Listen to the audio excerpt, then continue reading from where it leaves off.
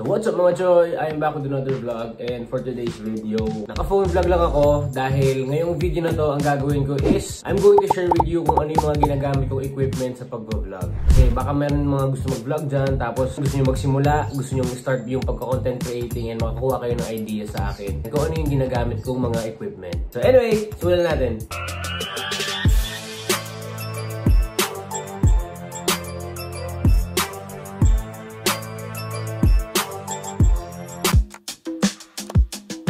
So syempre, yung ginagamit ko for main camera is walang iba kung hindi itong Fujifilm X-S10. So ito yung ginagamit namin nila Jap. Yan. So again ha, naka-phone vlog lang ako ngayon dahil gusto ko lang ipakita sa inyo kung ano yung ginagamit ko mga equipments. So ito yung Fujifilm ko na X-S10. Ito yung ginagamit ko. And then meron na ako ditong tripod. Diba? Parang hindi naman nakakangalay. So minsan ganito yung paghawak namin nila Jap or si Jap, ganito niya hawakan or ganito. And ang maganda dito, na-extend kasi yung ilalim yan. So, pwedeng hawak mo ganyan lang.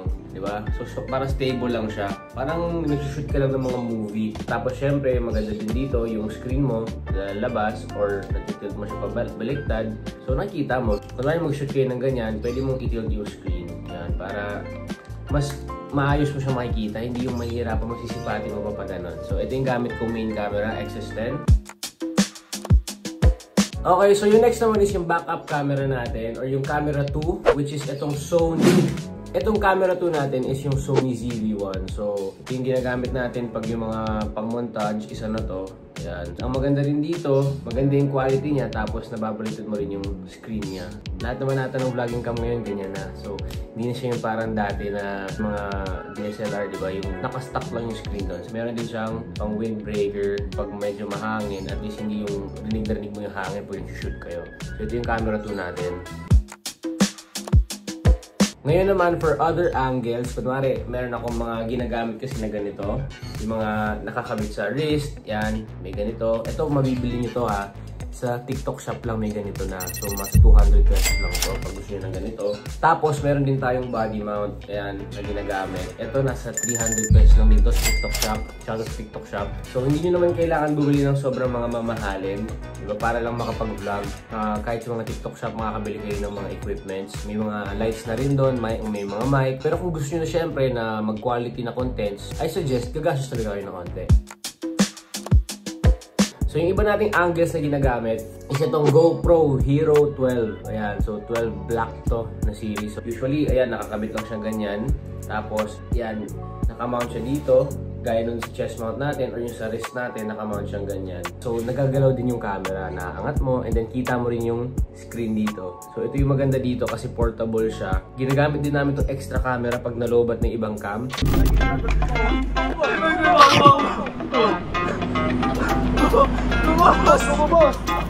Pero usually meron kami dalang 4 na battery para hindi tayo nalobat. Para tuloy-tuloy lang tayo.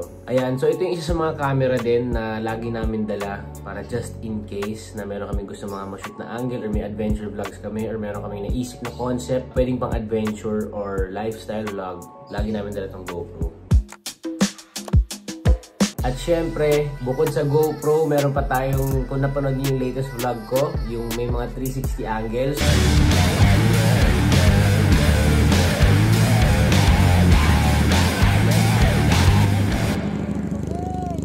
So, meron tayo syempre 360 camera. So, ito siya. Yan, 360 cam. And meron tayo nung ano niya, stick niya na humahaba, di ba? Tapos pwede mo itong ikabit or i-mount sa motor or sa kotse. Yan, may screw siya sa ilalim. So, ito yung ginagamit natin na 360 cam. Nung nag-motovlog tayo, ito yung laging naka-on. Yung GoPro kasi, binaon ko na lang nun. Para mas maganda yung nakikita nyo, di ba, yung sa 360 cam na i-edit ng maayos ng editor natin, si Jap. So, mas maganda siyang tignan at mas maayos siyang tignan. Mas may dating, kumbaga. So, ito very useful din itong 360 camera na to. Sobrang solid na to. Siyempre, nakakakita rin kayo sa vlogs ko recently ng mga shots na parang lumilipad. Pero ang totoo niyan, pinapakita lang sa'yo at pinaparealize na may mga makikilala kang dadaan lang talaga at magiging season lang sa journey mo. Ito naman yung ginagamit natin dyan. itong drone spark natin. So ito yung ginagamit natin. Yan, color red siya. Meron siyang kasama dalawang battery and may remote controller. So ito, nabili ko to sa Power Mac. Hindi nyo naman kailangan agad na bumili ng ganito, pero kung may budget naman kayo, di ba, why not naman? Nagkaroon lang ako ng minor issues dito kasi medyo malabo yung quality ng video, pero na-discover namin na sa connection lang siya. Game, 1, 2, 3, go! Kaya pag maayos yung connection, mas malinaw and mas maganda na yung quality ng videos na mabibigay niya sa inyo. At ang maganda dito, maliit lang siya, so compact siya. Ayan o. Yan o, tignan nyo, ito yung mukha ko. Maliit lang siya. So hindi kayo mahihirapan na dalhin to kung saan-saan kung gusto nyo talaga na may drone kayo. So ito, DJI Spark. Pero ngayon kasi alam ko discontinued na to. Wala nang Spark na nilalabas. So swerte ako, nakabili pa ako ng ganito. Pero marami na rin naman na mas maganda ngayon na drone. So kung meron kayong budget at gusto niyo ng mga quality contents, I suggest bumili kayo ng drone. So ito yung ginagamit namin pag nagpapalipad kami ng mga top actors, di ba? DJI Spark. Okay, so dati, ang ginagamit kong mic is itong Godox. Ang naging problema ko lang dito is itong lalagyan niya, at dito mo isasaksak yung charger, pero pag hindi siya nakasaksak, hindi siya nag-charge. So nakalagay lang siya dito. Meron kayo itong dalawang mic, ganito siya, and ang laki niya, ayan o. Meron kayong dalawang mic, pero may mga kasama naman din tong wire na panglapel, at meron kayong isang receiver. Ang naging problema ko lang dito is nagkaroon ng time na nag-shoot kami ng vlog na di-disconnect na yung mic dito.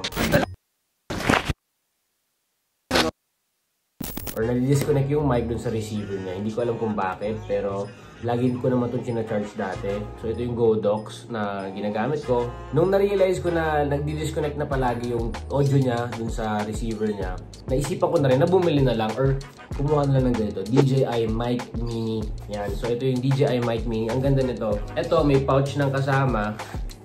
Tapos meron ka ring wire na kasama. Tapos, ang maganda din dito, para siyang AirPods.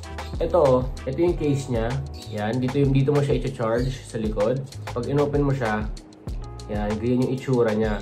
So ito, charging siya. Meron siyang 4 bars na ito, para nga siyang AirPods, di ba yung AirPods? Malalaman mo rin na nalolobat. Umiilaw din yung harap, gano'n, nag-orange o nag-green. Ito, parang gano'n din. So, habang nakalagay siya sa case na to, nag-charge siya. So ito yung receiver, ito yung dalawang mic. Tapos ang maganda dito, yung magnet niya, sobrang lakas pag dinikit mo sa damit mo. Kahit tumalon-talong ka, tumakbo ka, hindi siya matatanggal.